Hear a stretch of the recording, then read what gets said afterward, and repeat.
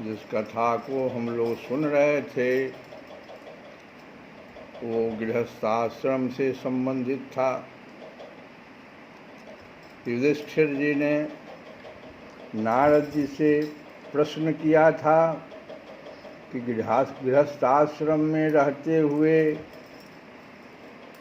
कोई मनुष्य सन्यासियों की तरह परम पद कैसे प्राप्त कर सकता है। बड़े विस्तार से नारद जी ने उसका जो भी तरीका होना चाहिए अपनी कथा भी कह करके अपनी आत्मकथा को भी उन्होंने जोड़ा और समझाया कि गृहस्थाश्रम धर्म में रहते हुए गृहस्थाश्रम आश्रम में रहते हुए भी परम पद को प्राप्त किया जा सकता है। अब आज की कथा में क्योंकि कथा चल रही है सुखदेव जी और परीक्षित के बीच में, तो परीक्षित जी ने पुनः सुखदेव जी से प्रश्न कर दिया कि गुरुदेव, स्वयंभू मनु का वंश विस्तार मैंने सुन लिया। अभी तक जो कथा आप सुन रहे थे वो स्वयंभू मनु का वंश विस्तार था। ये मनु कौन होते हैं इसको ध्यान देना। हम बताए थे कि श्रेष्ठता कैसे कैसे श्रेष्ठ, एक दूसरे से श्रेष्ठ। संसार में जितने भी मनुष्य हैं, नर हैं, उनमें श्रेष्ठ राजा को माना गया है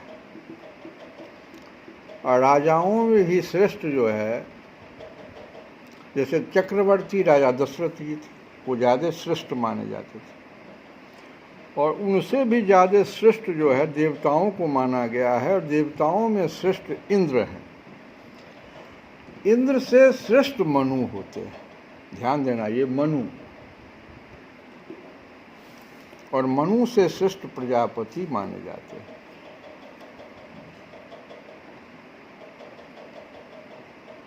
तो दक्ष प्रजापति मनु प्रजापतियों में भी श्रेष्ठ और उनके दामाद भोले बाबा। इन सबों में ब्रह्मांड के जो वास्तव में जो सबसे श्रेष्ठ हैं वो ब्रह्मा जी हैं। इस ब्रह्मांड के क्योंकि बताए थे हम कि ब्रह्मा जी का एक दिन जो होता है उसमें 14 वो इंद्र बदल जाते हैं। ब्रह्मा जी का एक दिन और 14 इंद्र उसमें बदल जाते हैं, उनकी आयु समाप्त हो जाती है। और ब्रह्मा जी का आयु 100 वर्ष है तो लगभग 5,11,000 इंद्र बदल जाते हैं उनके पूरे आयु में। और वो ब्रह्मा जी भी भगवान की पूजा करते हैं। इसलिए नाथ कहने के लिए सिर्फ भगवान को ही नाथ कहा जा सकता है, सबों के नाथ। श्रेष्ठता तो इस प्रकार से चलती है।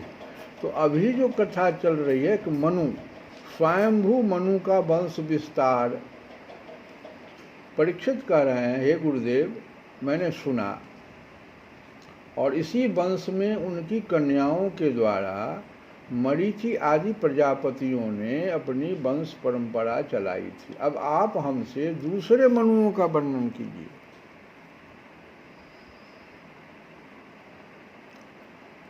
अभी जो मनवंतर चल रहा, हम लोग संकल्प में भी कहते हैं ना, 7वां मनवंतर, वैवस्वत मनवंतर इसका नाम है।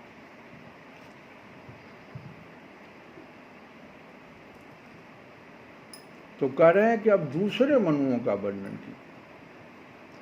ब्रह्मन ज्ञानी महात्मा जिस मनवंतर में महामहिम भगवान के जिन जिन अवतारों और लीलाओं का वर्णन करते हैं उन्हें आप अवश्य सुनाइए। हम बड़ी श्रद्धा से उनका श्रवण करना चाहते हैं। भगवान विश्व भावन भगवान बीते हुए मनवंतरों में जो जो लीलाएं कर चुके हैं, प्रत्येक मनवंतर में भगवान कुछ न कुछ लीला करते हैं। तो बीते हुए मनवंतर में जो जो लीलाएं कर चुके हैं, वर्तमान मनवंतर में जो कर रहे हैं और आगामी मनवंतर में जो कुछ करेंगे वह सब हमें सुनाइए। ये राजा परीक्षित ने सुखदेव गुरुदेव महामुनि से सुखदेव भगवान से इस प्रकार एक प्रश्न किया तो श्री सुखदेव जी ने कहा कि इस कल्प में स्वयंभू आदि 6 मनवंतर बीत चुके हैं। स्वयंभू से शुरू हुआ है मन और 6 मनवंतर बीत चुके हैं। उनमें से पहले मनवंतर का मैंने वर्णन कर दिया, उसी में देवता आदि की उत्पत्ति हुई थी। ध्यान देना, ये देवता जो हैं पहले मनवंतर में ही आ गए थे।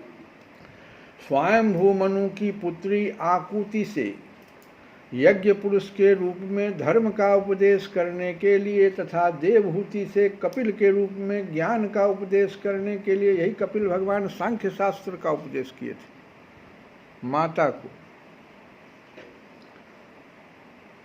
तो कपिल के रूप में ज्ञान का उपदेश करने के लिए भगवान ने उनके पुत्र रूप से अवतार ग्रहण किया था। परीक्षित, भगवान कपिल का वर्णन मैं पहले ही कर चुका हूँ। अब भगवान यज्ञ पुरुष ने आकुति के गर्भ से अवतार लेकर जो कुछ किया है उसका वर्णन करता हूँ।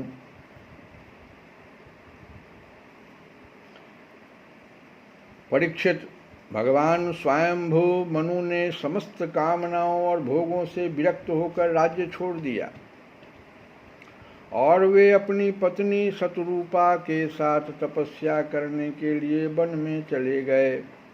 परीक्षित, उन्होंने सुनंदा नदी के किनारे पृथ्वी पर एक पैर से खड़े रहकर 100 वर्ष तक घोर तपस्या की। तपस्या करते समय वे प्रतिदिन इस प्रकार भगवान की स्तुति करते थे। क्या कहते थे मनु जी, सो सुनो। स्तुति तो संस्कृत में है लेकिन उसका अर्थ आप लोग सुनिए। मनु जी कहा करते थे, प्रत्येक दिन स्तुति करते थे कि जिनकी चेतना के स्पर्श मात्र से यह विश्व चेतन हो जाता है, किंतु यह विश्व जिन्हें चेतना का दान नहीं कर सकता, जो इसके सो जाने पर प्रलय में भी जागते रहते हैं, जिनको यह नहीं जान सकता, परंतु जो इसे जानते हैं वही परमात्मा हैं। यह संपूर्ण विश्व और इस विश्व में रहने वाले समस्त चर अचर प्राणी सब उन परमात्मा से ही ओतप्रोत हैं। इसलिए संसार के किसी भी पदार्थ में मोह न करके उसका त्याग करते हुए ही जीवन निर्वाह मात्र के लिए उपभोग करना चाहिए। सिर्फ जीवन निर्वाह जिससे हो जाए उतना ही उपभोग करना चाहिए, मोह न कीजिए। तृष्णा का सर्वथा त्याग कर देना चाहिए। इस तृष्णा को भी हम लोग समझेंगे। भला ये संसार की संपत्तियां किसकी है? हम तो अभी बताए नाथ कौन है, तो जो नाथ हैं उन्हीं की न सारी संपत्ति है, बाकी तो सब लोग अनाथ हैं। ब्रह्मा जी तक अनाथ हैं।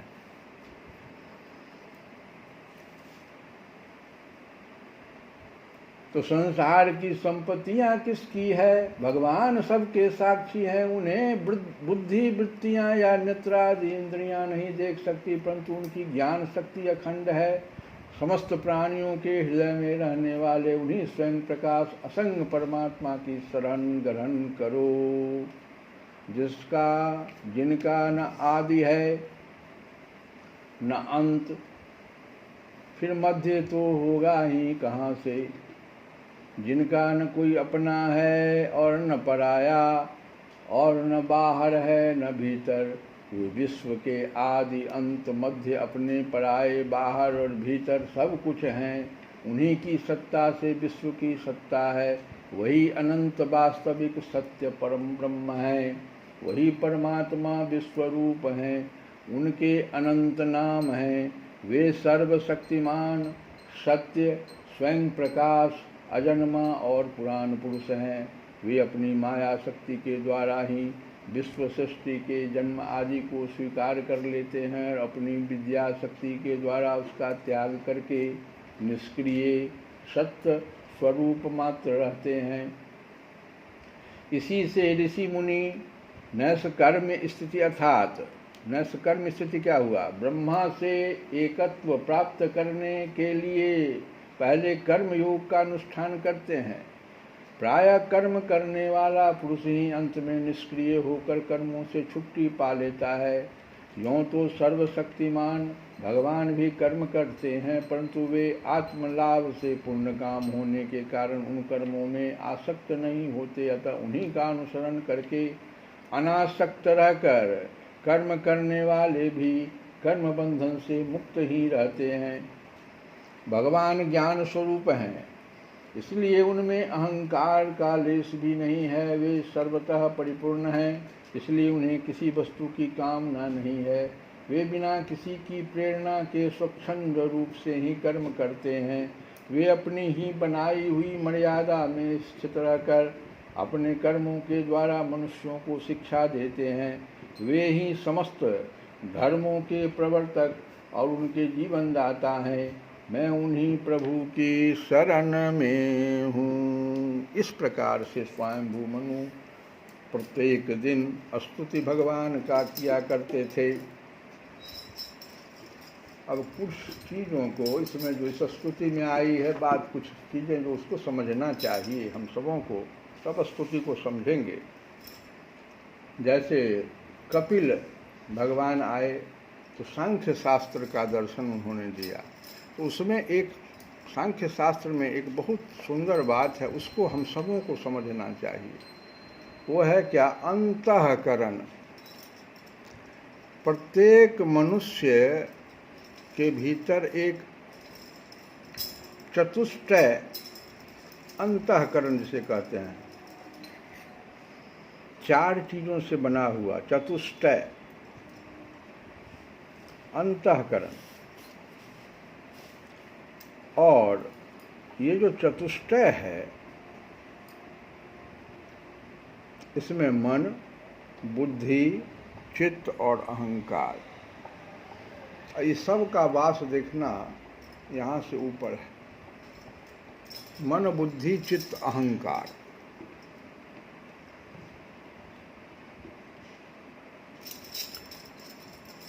वास्तव में अगर ठीक से समझा जाए तो ये चारों तत्व एक ही हैं।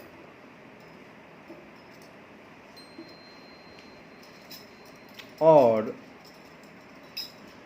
इनको सबसे ज़्यादा प्रभावित करने वाला कोई है तो वो माया है। और माया कैसा है? तो त्रिगुणात्मक है, 3 गुणों से युक्त, सत्वगुण, रजोगुण और तमोगुण। देखो किस प्रकार से हम लोग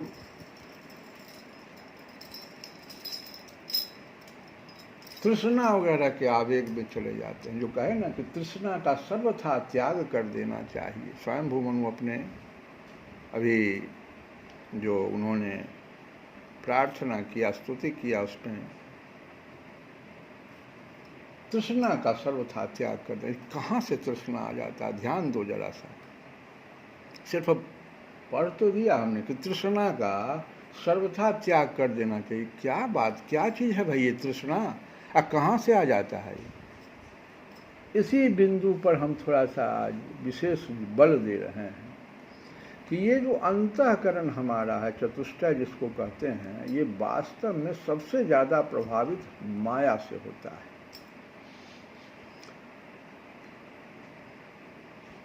और ये माया 3 गुणों के द्वारा रचा हुआ।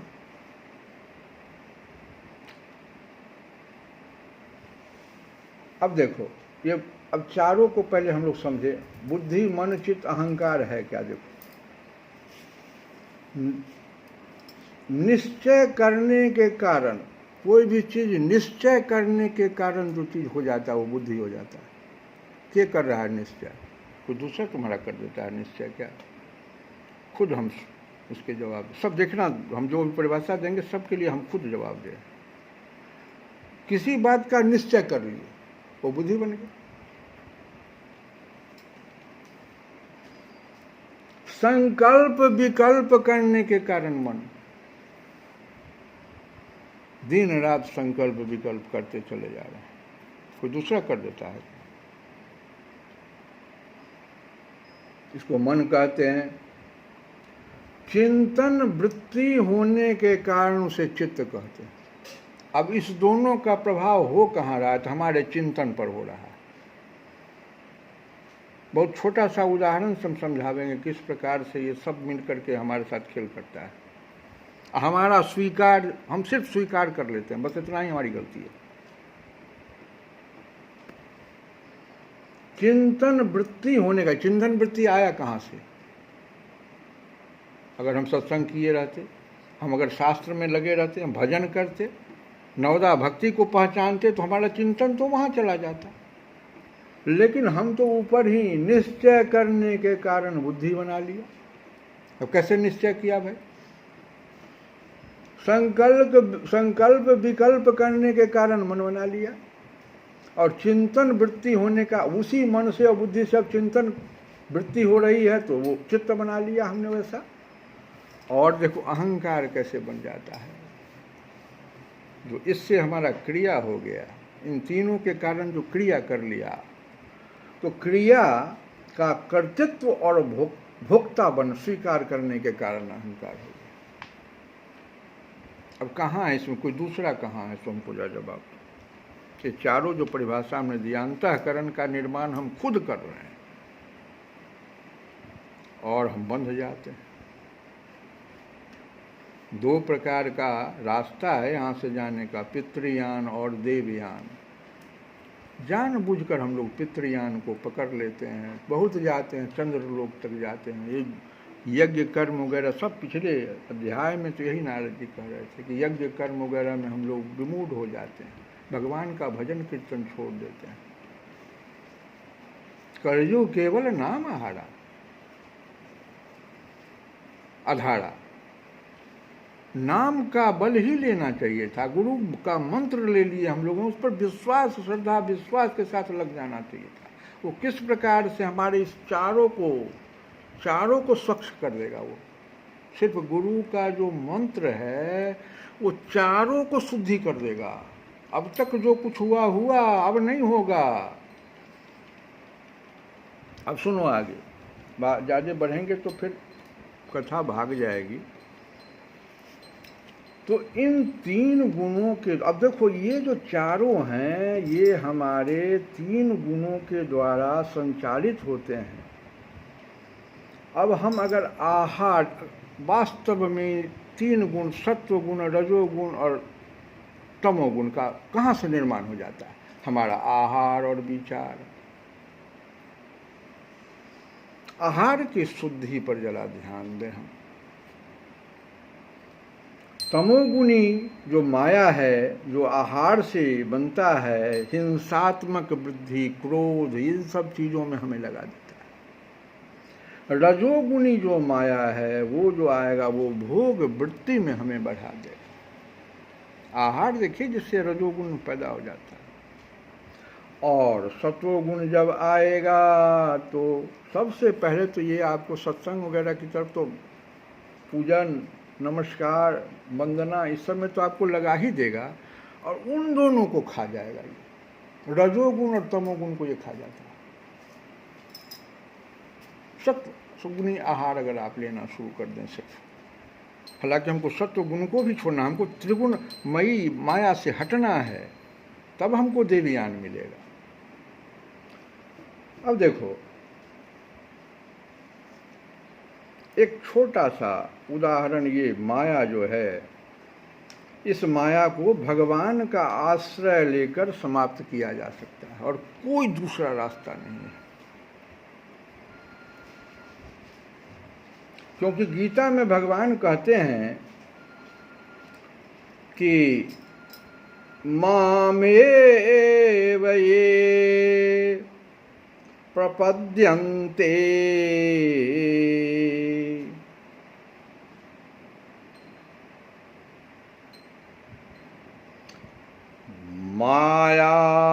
मायामेतां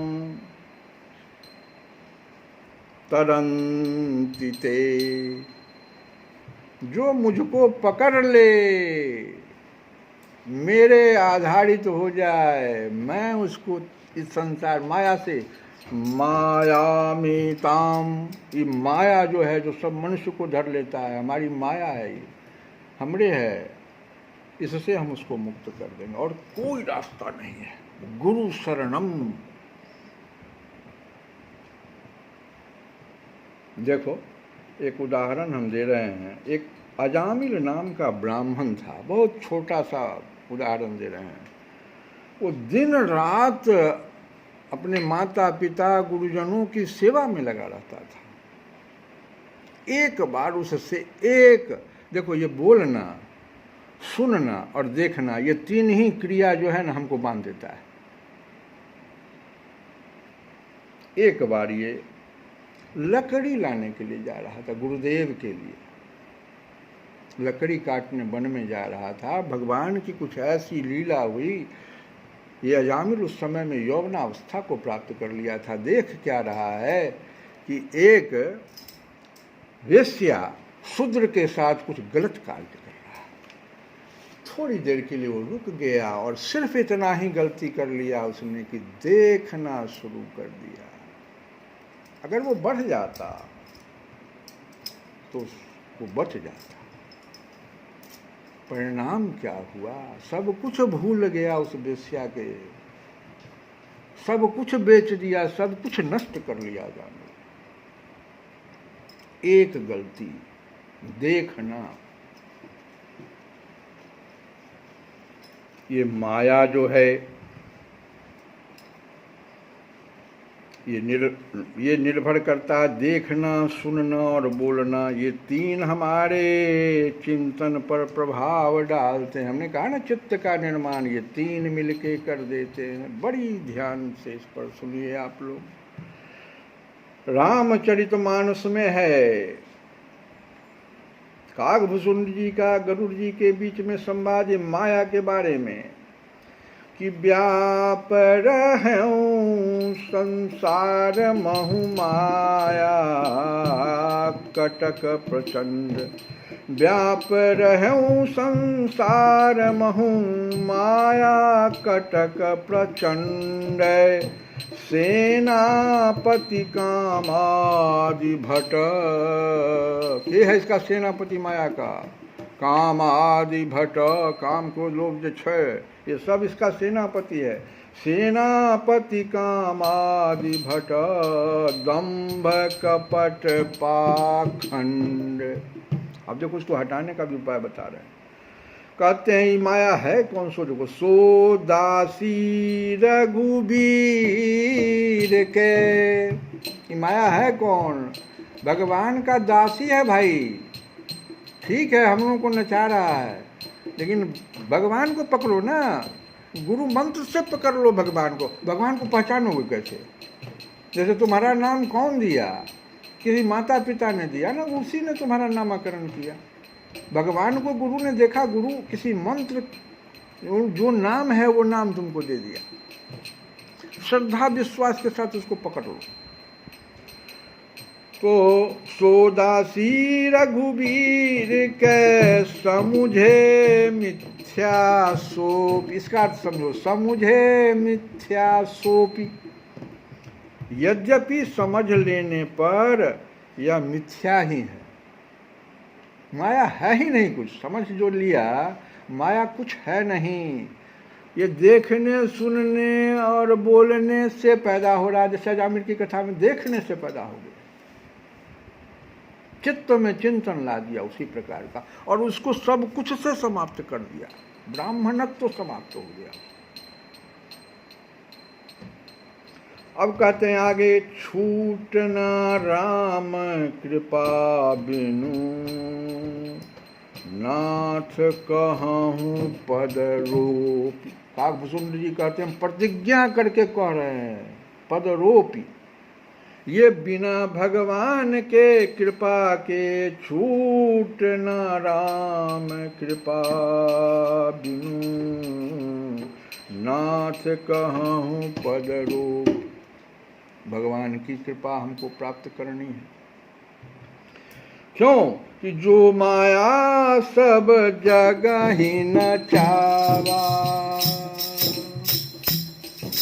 और वही माया सोई प्रभु भ्रू विलास खगराजा। भगवान के आंख के इशारे पर वो नाचता रहता है। कैसे? तो सोई प्रभु भ्रू विलास खगराजा, नाच नठी इव सहित समाज। अपना पूरे समाज के साथ नाचता रहता है। जितना भी उसका सेनापति था ना, सबके साथ नाचता है भगवान के इशारे पर। कुछ नहीं उसका चलता है। अपना परिवार सहित नटी की तरह वो नाचता है। इसीलिए देखो, कोई कामना जो है बलात् भूत की तरह आए और करा ले। अगर हम ऊपर वाले सभी बातों को समझ लें तो अब थोड़ा सा समझिए। तृष्णा की बात जो कहे ना, तृष्णा, कोई कामना, जैसे कामना दिन रात तो कामने हम लोग करते रहते हैं, तो कोई कामना बलात् भूत की तरह, जैसे भूतवा रहता है पकड़ करके, वैसे भूत की तरह आए और करा ले काम, उसको अपना कामना पूरा कर ले। यही वासना, यही वासना। इस वासने तक आए। अब आगे देखो, और तुम्हारी स्वीकृति तुम्हें परास्त कर रही है। भोगे हुए भोग को पुनः भोगने की इच्छा, यह तृष्णा है। जो तृष्णा अभी स्वयंभू मनु ने कहा, इस तृष्णा का सर्वथा त्याग कर देना चाहिए। तृष्णा है क्या? कि भोगे हुए भोग को पुनः भोगने की इच्छा, यही तो तृष्णा है।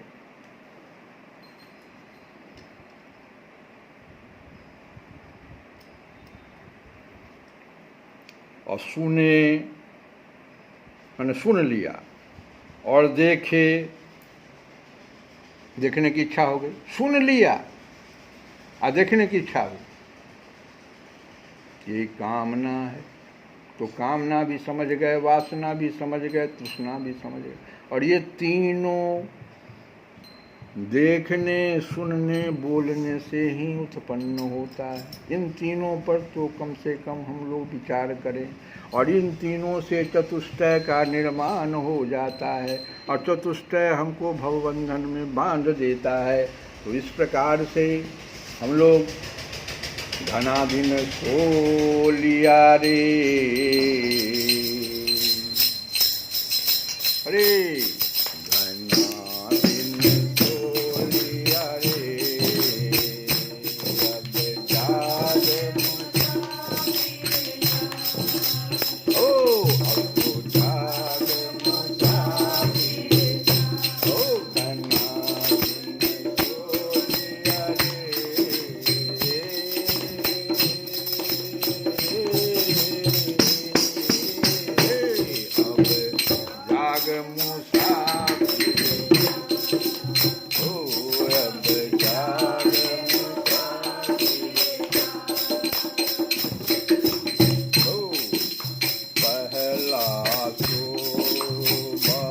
मात गर्भ में पहला सूर्यो, मात गर्भ में पहला सूर्यो, मात गर्भ में वंदा पैर पसा,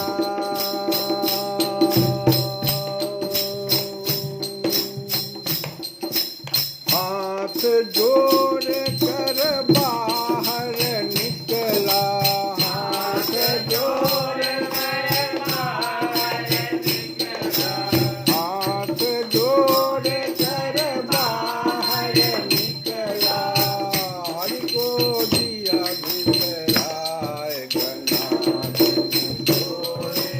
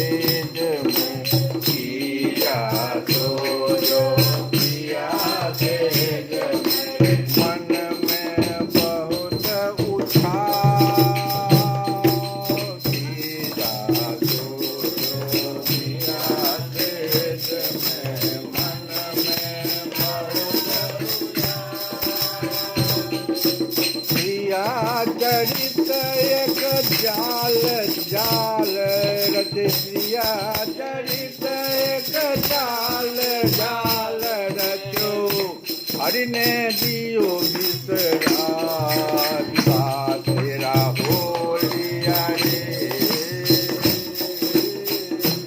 अब जाल विवाह तेरा हो लिया रे अब जाल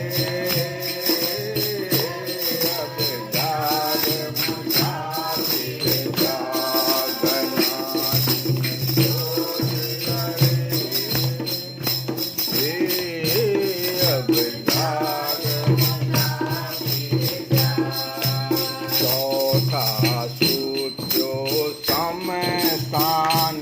चलिए समसान में लंबा पैर पसा समसान में लंबा पैर पसा कहत कबीर सुनो रे भाई साधो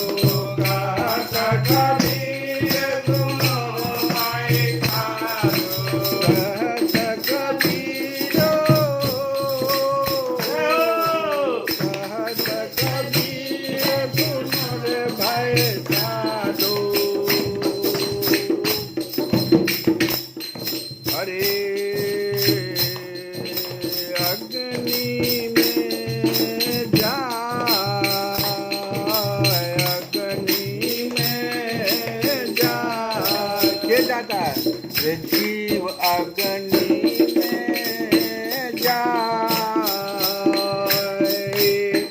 तो प्रण तेरा हो लिया रे प्रण हो गया जो कुछ करना था हो गया प्रण तेरा हो लिया रे